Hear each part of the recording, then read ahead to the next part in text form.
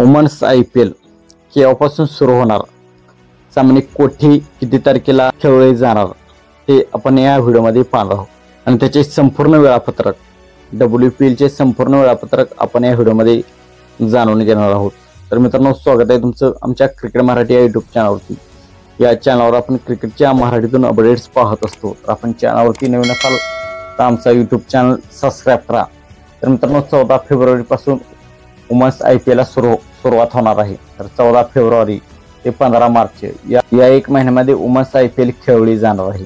तर 4 शहरांमध्ये women's IPL होणार आहे। पहिले शहर वडोदरा, नंतर चिन्नास्वामी, नंतर लखनौ आणि मुंबई या 4 शहरांमध्ये हे सामने खेळले जाणार आहेत। तर या वुमन्स IPL मध्ये 5 टीम्स असणार आहेत। एक Mumbai Indians, royal challengers Bangalore, Gujarat giant, Delhi Capitals आणि UP वॉरियर्स या 5 टीम असणार आहेत। तर पहिला सामना रॉयल चॅलेंजर्स बेंगलोर आणि गुजरात जायंट्स या दोन्ही टीमांमध्ये खेळला जाणार आहे।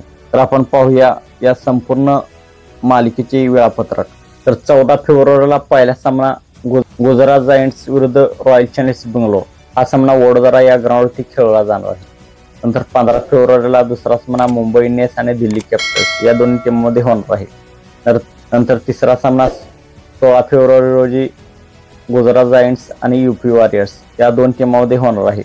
नंतर 17 फेब्रुवारीला चौथा सामना दिल्ली कॅपिटल्स आणि रॉयल चॅलेंजर्स बेंगलोर या दोन टीमांमध्ये खेळला जाणार आहे।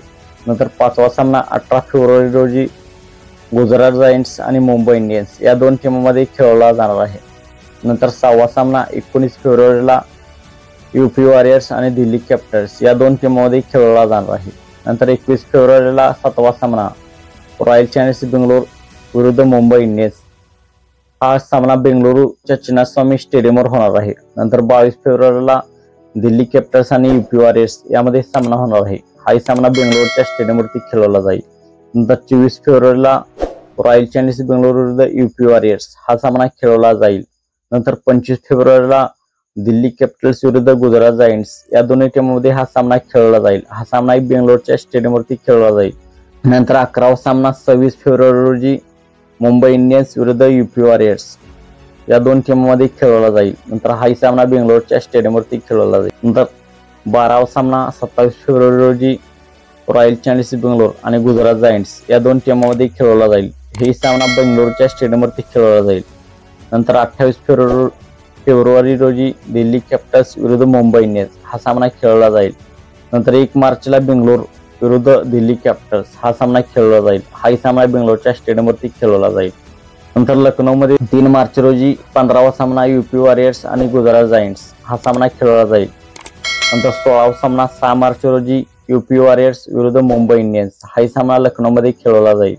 नंतर 7 मार्च रोजी गुजरात जायंट्स विरुद्ध दिल्ली कॅपिटल्स वुमन IPL चा 17वा सामना हा सामना लखनौमध्ये खेळवला जाईल।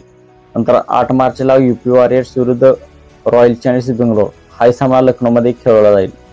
नंतर 19 मार्च रोजी WPL चा 19वा सामना 10 मार्च रोजी मुंबई इंडियन्स विरुद्ध गुजरात जायंट्स हा सामना मुंबईच्या स्टेडियमवरती खेळवला जाईल।